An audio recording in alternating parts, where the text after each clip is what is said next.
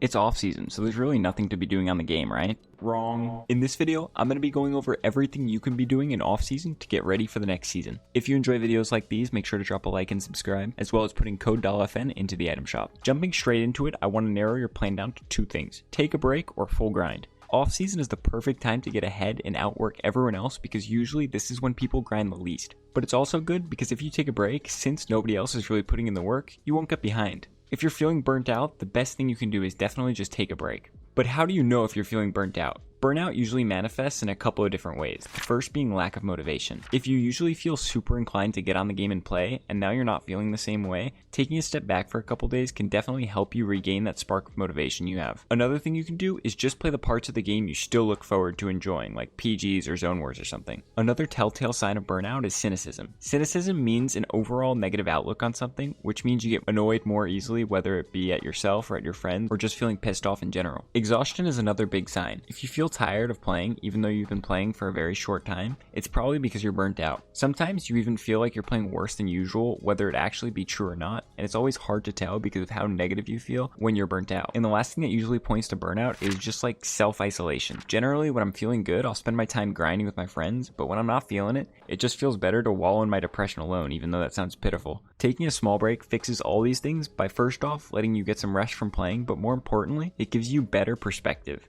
When you're in the daily grind of something, it can be challenging to see the bigger picture and maintain perspective, but taking a break provides an opportunity to step back and gain a fresh perspective, as well as reevaluate your approach to grinding and improvement in general. And for those of you that aren't burnt out and are ready to grind, that's great. As I mentioned earlier, grinding during the off season is the best way to get ahead of everyone else since most people aren't putting in hours since there aren't any tournaments to motivate them. If you can stay disciplined and follow your routine, you're bound to see success. A lot of people say that grinding scrims during off season isn't worth it because the meta is going to be completely different. While I agree that there's definitely less value from scrims at the end of a season versus at the start, I think people underestimate how useful postseason scrims can be. It's true that a lot of items are bound to change, but the fundamentals of the game stay the same seasons across seasons. If you took Tayson from 2 seasons ago and dropped him straight into Grand Finals uncontested with no practice on the current meta, I'd still have him in my top 5 to win. That's because fundamentals transcend meta. No matter how different the meta is, practicing fundamentals will always increase your skill level. Now, as for what I think you should be grinding during the offseason, as I said, scrims are still a decent option, but I think it's important to evaluate yourself to pick certain things that need more attention than others. Sometimes it's hard to objectively determine what you need help on, so what I like to do is ask a couple of my friends what they think my weaknesses and strengths are. Preferably ask your friends that are better, because they usually just tend to be more accurate. Self-evaluation is important too, but you have to keep in mind that you have biases. Some of us will be better at criticizing ourselves than others, but once you've identified your strengths and weaknesses, you need to pick a routine that can help with those specific things. I'll give a couple of examples for certain aspects of gameplay that people commonly need to improve. First off is fighting. Fighting is not only one of the most important skills for Fortnite, but it's also one of the most practiced skills. People often just hop on to play PGs or Zone Wars with friends and think they're working on fighting, when in reality, this really doesn't help much. For someone that wants to improve their fighting, what I recommend is warming up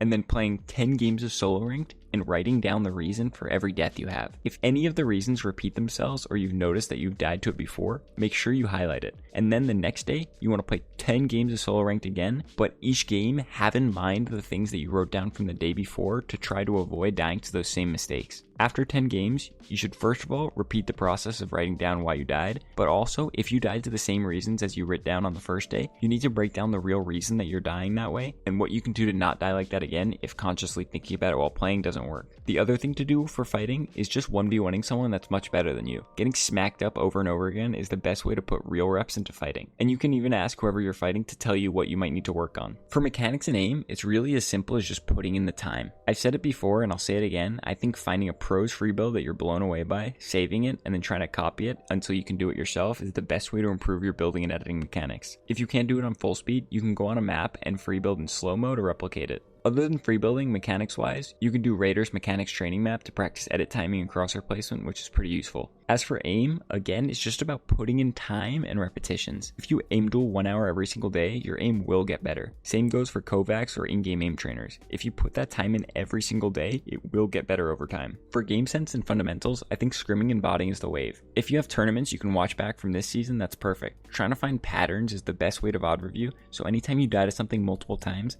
That makes it the perfect candidate to try to fix. Once you've determined your biggest reoccurring errors, write them down in DMs with your duo or on a notepad and recite them before you play scrims. Oftentimes, the key to fixing a mistake is literally just identifying it and then keeping it in mind as you play.